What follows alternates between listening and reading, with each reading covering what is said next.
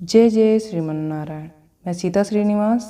आज मैं आप सबको बताऊंगी पति की दीर्घायु के लिए पूजा के साथ किस कथा को सुनना चाहिए। करवा चौथ की किस कथा को सुनने से आपके पति की लंबी आयु होती है, ध्यान से सुनिएगा।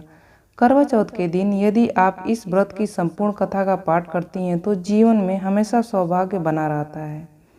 हिंदू धर्म में करवा चौथ के पर्व का विशेष महत्व है।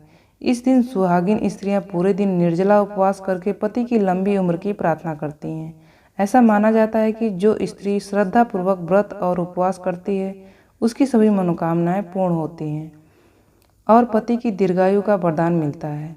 दिन भर निर्जला व्रत करने के बाद रात में चंद्रमा के दर्शन के पश्चात ही जल और अन्न ग्रहण करने का विधान है।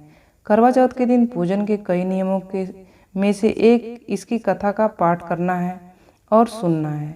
मान्यता है कि जो भी स्त्री इस व्रत की कथा का पाठ करती है या सुनती है उसे सौभाग्य का वरदान प्राप्त होता है। एक समय की बात है, एक साहूकार के 7 पुत्र और एक पुत्री थी। पुत्री अपने भैया की इकलौती बहन थी, इस वजह से उसे सभी भाई बहुत प्रेम करते थे। एक बार कार्तिक मास के कृष्ण पक्ष की चतुर्थी तिथि को साहूकार की पत्नी समेत उसकी 7 बहुओं और पुत्री ने भी करवा चौथ का व्रत रखा। रात्रि के समय जब साहूकार के सभी लड़के भोजन करने बैठे तो उन्होंने अपनी बहन से भी भोजन का आग्रह किया। इस बात पर बहन ने कहा कि भैया आज करवा चौथ है। करवा चौथ का व्रत उसने भी रखा है और चंद्रमा के दर्शन के पश्चात ही कुछ खा सकती है। चांद के निकलने पर उसे अर्घ देकर ही वो अन्न और जल ग्रहण कर सकती है। साहूकार के बेटे अपनी बहन से बहुत प्रेम करते थे और उन्हें अपनी बहन का भूख से व्याकुल चेहरा देख बेहद दुख हुआ। अपनी बहन का ये हाल देखकर उन्हें ऐसा विचार आया कि यदि चंद्रमा जल्दी ही निकल आए तो उनकी बहन व्रत का पारण कर सकती है। इस वजह से साहूकार के बेटे नगर के बाहर गए। वहां एक पेड़ पर चढ़कर अग्नि लगा दी। घर वापस आकर उन्होंने अपनी बहन से कहा, देखो बहन, चंद्रमा निकल आया है, अब तुम अर्घ देकर भोजन ग्रहण कर सकती हो। साहूकार की बेटी ने अपनी भाभियों से भी चंद्रमा के दर्शन करके व्रत खोलने को कहा, लेकिन उनकी भाभियों ने इस बात से मना कर दिया और बताया कि अभी चंद्रमा नहीं निकला है। बल्कि उनके भाइयों ने प्रेमवश और बहन को भूख से व्याकुल देखकर ही नकली चांद दिखा दिया है। बहन ने भाइयों की बात तो अनसुना कर दिया और अपने भाइयों की बात मानकर भाइयों द्वारा दिखाए गए नकली चांद को अर्घ देकर अन्न जल ग्रहण कर लिया।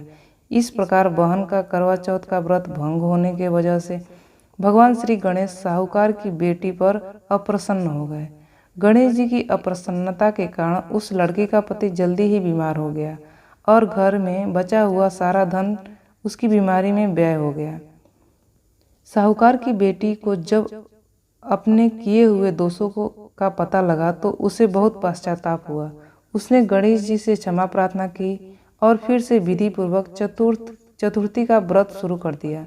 उसने विधि से पूजन करके चंद्रमा को अर्घ देकर अपना उपवास पूरा किया और वहां उपस्थित सभी लोगों का आशीर्वाद ग्रहण किया।